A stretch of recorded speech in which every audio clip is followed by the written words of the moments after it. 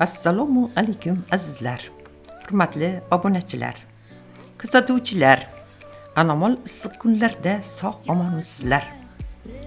Bizning bugungi videomiz siz xush ko'radigan poliz ekinlaridan bodring haqida bo'ladi. Bodring qovoqdoshlar oilasiga mansub bir yillik o'simlik bo'lib, yer bag'irlab o'sadi.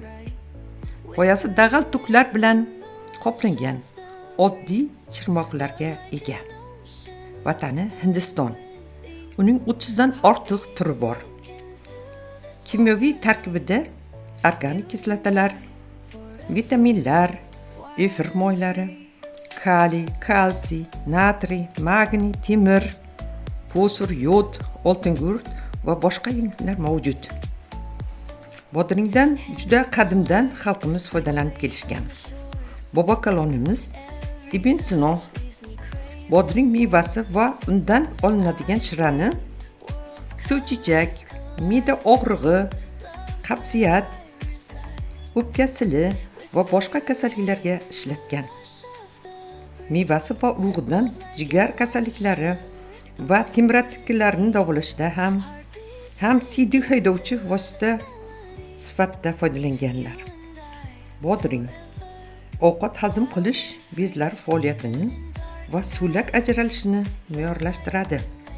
Bodring sharbati yo'talda, bo'g'im kasalliklarida, yurak bilan bog'liq shishlarda yaxshi naf beradi.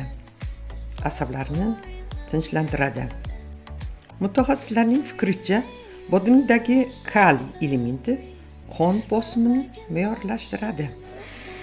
Oltin gugurt elementi esa tish, tirnoq va soch holatini yaxshilaydi.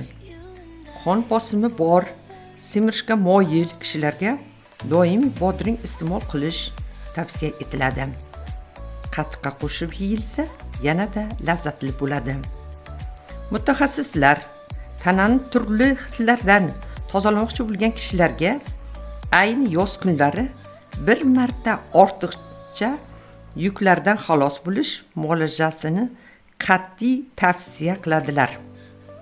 Uni dam olish kunlari jismoniy zo'riqmasdan bajarish lozim.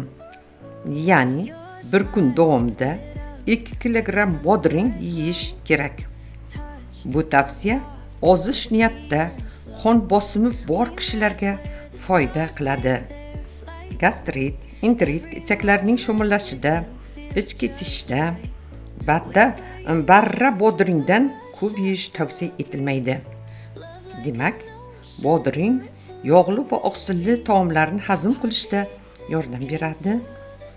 Jigar og'riqlarida, buyrak dardlarida, qandli diabetda, issiqni tushirishda, bartaraf qilishda, shamollashni bartaraf qilishda, og'riqni qoldirish xususiyatiga ega.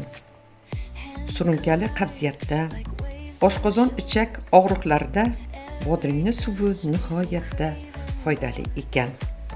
Azizlar, kanalimizga yangi mehmon bo'lsangiz, obuna bo'ling, like bosib, izohlarda fikrlaringizni qoldiring. Bu bilan siz kanalimiz ravnoqiga hissa qo'shgan bo'lasiz.